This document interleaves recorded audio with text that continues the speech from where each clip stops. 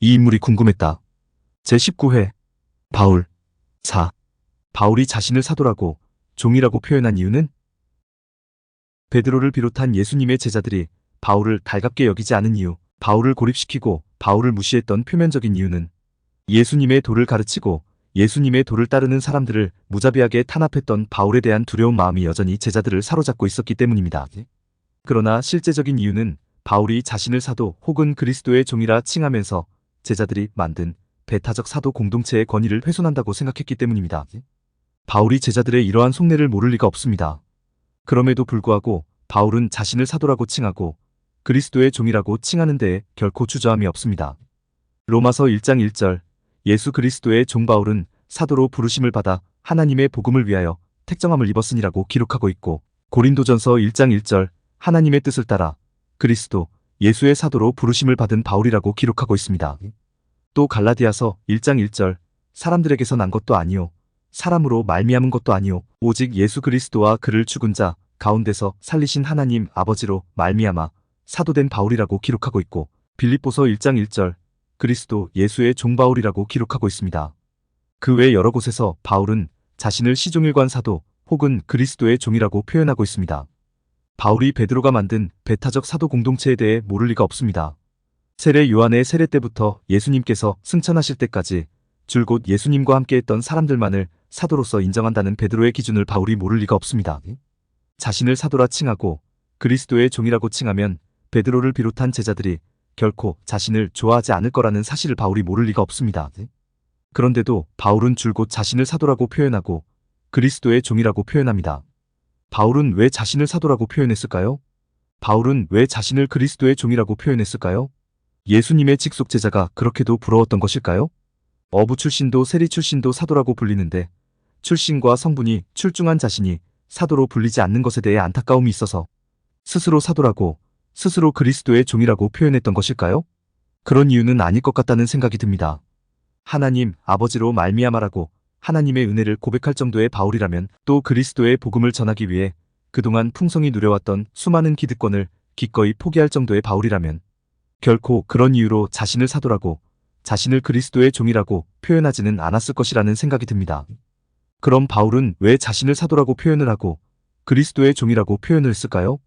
먼저 바울이 왜 자신을 사도라고 표현하는지 그 이유를 살펴보기 위해 사도행전의 내용을 잠깐 살펴보겠습니다. 사도행전 후반부에 보면 바울이 소아시아와 그리스와 로마에서 복음을 전하는 장면이 많이 기록되어 있습니다. 그때마다 바울은 복음을 거부하는 유대인들과 이방인들에 의해 고소, 고발을 당하고 매를 맞고 옥에 갇히는 수모를 여러 차례 겪습니다. 그런데 아주 재미있는 사실은 바울이 그런 일을 당하지 않았어도 되었다는 사실입니다. 왜냐하면 바울은 로마 시민권을 가지고 있었기 때문입니다. 로마 시민권을 가지고 있는 사람에 대해서는 공정한 절차 없이 그 어떤 처벌도 불가능했기 때문입니다. 그런데 바울은 자신이 로마 시민권을 가지고 있었다는 사실을 철저히 숨겼습니다. 물론 로마 시민권을 가지고 있다는 사실을 밝혔을 때가 몇 차례 있기는 있었습니다. 그런데 언제 밝힙니까? 받을 처벌 다 받고 옥에서 풀려날 때야 밝힙니다. 맞을 매 다 맞고 밝힙니다. 아니, 밝히려면 처벌받기 전에 밝히는 것이 당연한 것 아닙니까? 맞기 전에 밝히는 것이 당연한 것 아닙니까? 받을 처벌 다 받은 이후에, 맞을 매 다 맞은 이후에 자신은 로마 시민권을 가지고 있다고 신분을 밝히는 게 무슨 어처구니 없는 짓입니까? 아무 소용없는 일입니다. 그런데 바울은 무슨 이유로 복음을 전할 때 자신이 로마 시민권을 가진 존재라는 사실을 숨겼을까요? 그 이유는 아주 간단합니다. 바울이 자신이 로마 시민권자라는 사실을 밝히면 자신이 전하는 복음이 왜곡될 수도 있다고 생각했기 때문입니다. 자신이 전하는 하나님이 왜곡될 수도 있다고 생각했기 때문입니다. 당시 로마는 다신교 국가 시대입니다. 수없이 많은 신이 존재하고 있고 한 사람이 수없이 많은 신을 섬기고 있는 시대입니다. 만약 로마 시민권을 가진 바울이 하나님을 소개한다면 어떻게 되겠습니까? 사람들은 바울이 소개하는 하나님을 수많은 신 중에 하나로만 여길 것이 분명합니다. 하나님을 제우스나 아폴로나 바카스나 비너스 같은 신들과 동급으로 여길 것이 확실합니다. 그래서 바울은 자신이 로마 시민권을 가지고 있었던 사실을 철저히 숨겼던 것입니다. 고소, 고발을 당할지언정, 매를 맞을지언정, 감옥에 갇힐지언정, 온전한 복음을 전하기 위해서, 온전히 하나님을 소개하기 위해서 자신이 로마 시민권을 가지고 있었음을 숨겼던 것입니다. 자신의 안정된 삶을 위해서는 로마 시민권이 있다는 것이 도움이 되겠지만 온전한 복음 전파를 위해서는, 온전히 하나님을 소개하기 위해서는 그것이 오히려 불필요했기에 숨겼던 것입니다. 바울이 자신을 스스로 사도라고 칭하는 것도 같은 맥락입니다. 충분히 오해의 여지가 있음을 알고 있음에도 불구하고 실제로 예수님의 제자들에게 불편한 감정을 줄 수도 있다는 사실을 알고 있음에도 불구하고 바울이 자신을 사도라고 지칭하는 것은 복음을 보다 효율적으로 전파하고 하나님을 보다 정확하게 소개하기 위해서라는 사실입니다. 여러분도 아마 이런 경험이 있을 것입니다. 어떤 분이 아주 말씀을 잘 전합니다. 귀에 아주 쏙쏙 잘 들어옵니다. 말씀의 은혜를 아주 충만히 받았습니다. 그래서 물어봅니다. 그 사람 누구래? 응. 그 사람 새로운 전도사래. 그 대답을 듣는 순간 어떻게 됩니까? 은혜가 사라집니다. 목사도 아닌 전도사의 말을 믿어야 할지 말아야 할지 의심마저 들기 시작합니다. 이게 어쩔 수 없는 사람의 죄적인 신보입니다. 이런 사실을 너무나 잘 알고 있는 바울이 스스로 사도라고 지칭하는 것입니다. 온전한 복음 전파를 위해서, 효율적인 복음 전파를 위해서, 정확하게 하나님을 소개하기 위해서 스스로 사도라고 지칭하는 것입니다. 부러워서도 아니요, 교만해서도 아니요, 뻐기기 위해서도 아닙니다. 오직 복음 전파를 위해서 그랬던 것입니다. 이런 바울의 심정과 마음을 바르게 파악하지 못하는 제자들은 바울을 싫어했던 것입니다. 이번에는 그리스도의 종이라는 표현에 대해 살펴보겠습니다. 종이라는 표현의 의미를 보다 정확하게 파악하기 위해서 먼저 바울이 쓴 로마서의 한 구절을 들려드리도록 하겠습니다. 로마서 6장 16절로 19절. 너희 자신을 종으로 내주어 누구에게 순종하든지 그 순종함을 받는 자의 종이 되는 줄을 너희가 알지 못하느냐?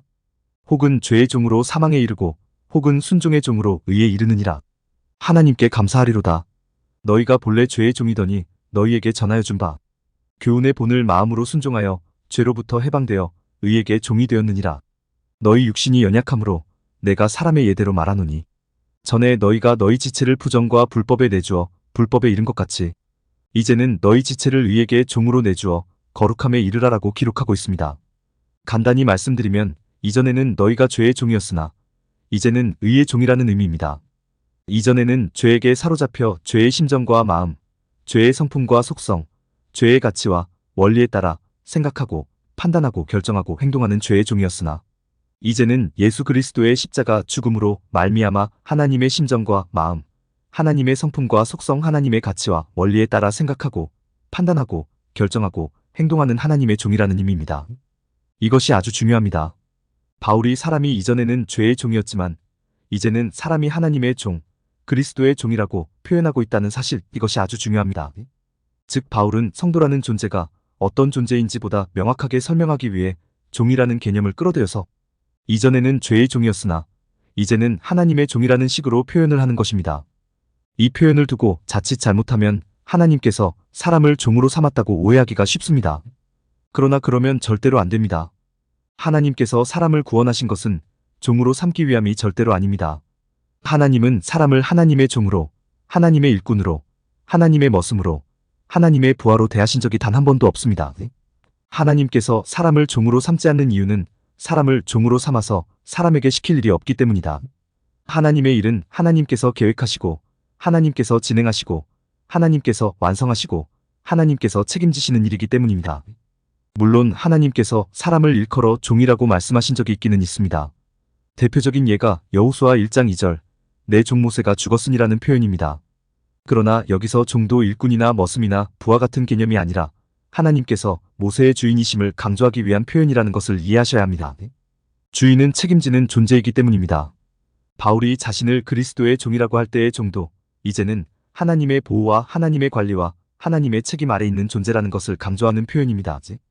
이전에는 죄의 종이었으나 이제는 하나님의 보호, 하나님의 관리, 하나님의 책임 아래 세상을 행복하게 살아갈 수 있는 하나님의 종이라는 의미입니다. 이것이 바울이 자신을 종이라고 표현하는 첫 번째 의미입니다. 바울이 자신을 종이라고 표현하는 두 번째 이유는 사람에 대하여 자기 자신을 낮춤과 동시에 복음 전파를 위해 모든 노력을 다하겠다는 자기 다짐입니다. 바울은 디모데전서 1장 15절에서 죄인 중에 내가 괴순이라라고 말했습니다.